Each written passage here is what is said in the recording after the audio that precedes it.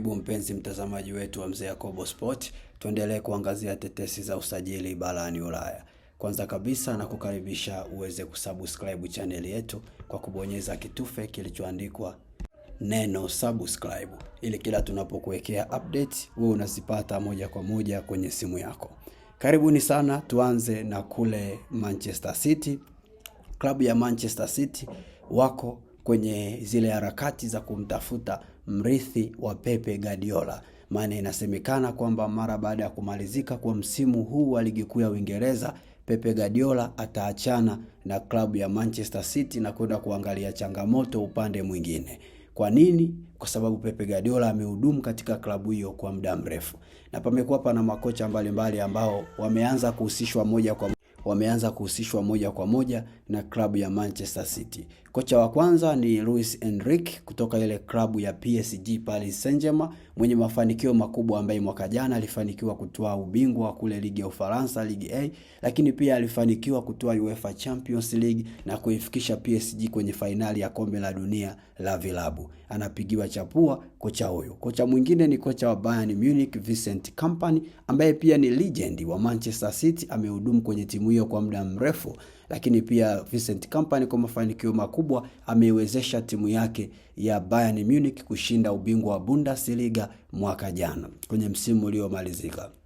Kocha mwingine ni Enzo Maresca, kocha wa Chelsea, naye pia amepewa nafasi kuchukua mikoba ya Pepe Guardiola. Enzo Maresca naye pia kwa mafanikio makubwa msimu wa mwaka jana alifanikiwa kuingiza UEFA Champions League klabu ya Chelsea, na paka sasa pia alifanikiwa kutoa ubingwa wa kombe la dunia ya vilabu kwa mara ya kwanza lilofanyika kule Marekani. Kocha wa nne anayepigiwa chapua ni kocha Unai Emery, kocha wa Aston Villa, ambaye kwa sasa amekuwa na msimu mzuri sana kwa tangu ligi ianze, na wote tunatambua uwezo wa Aston Villa kwa sasa. Hivyo wataalamu wa michezo wanamwangalia Unai Emery kama akipewa timu yenye wachezaji wazuri kuliko Aston Villa, kama vile Manchester City ilivyo na kikosi kizuri, anaweza kuifikisha timu hiyo nchi ya ahadi. Kwingineko, tukiendelea na tetesi za soka barani Ulaya, klabu ya Liverpool haijamkatia tamaa Antoine Semenyo na imesema iko tayari kuchuana na klabu ya Manchester City. Liverpool wamesema wataweka dau nono ambalo litamshawishi Semenyo mwenyewe aweze kujiunga nao na kuachana na Manchester City. Kwa hiyo itakuwa ni vita hiyo kati ya Man City na Liverpool kwa nia sahihi ya Semenyo. Kwingineko, klabu ya Tottenham imepewa nafasi ya kumsajili kiungo wa Ujerumani Leon Goretzka, ambaye ana umri wa miaka 30, anayekipiga klabu ile ya Bayern Munich. Leon Goretzka ambaye ni mchezaji mzuri sana, klabu ya Bayern Munich iko tayari kumwachia na klabu ya Tottenham inamtaka. Kwingineko, klabu ya Fulham imefufua tena azma ya kumsajili mshambuliaji wa PSV wa Marekani Ricardo Pepi mwenye umri wa miaka 22, ambaye pia klabu hiyo ya Uholanzi inakadiriwa kuwa thamani yake ni euro milioni 40.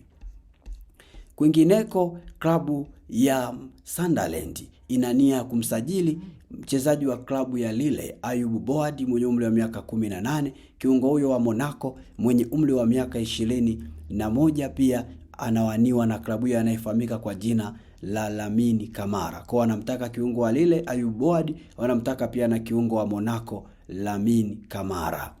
Kwingineko, tukiendelea kule Uholanzi, klabu ya Ajax imemtambua mlinzi wa Burnley Claudian Hartman mwenye umri wa miaka 21 kama moja ya walengwa wao wakuu kuwasajili mwezi Januari. Hivyo klabu ya Ajax inamtaka mchezaji huyo.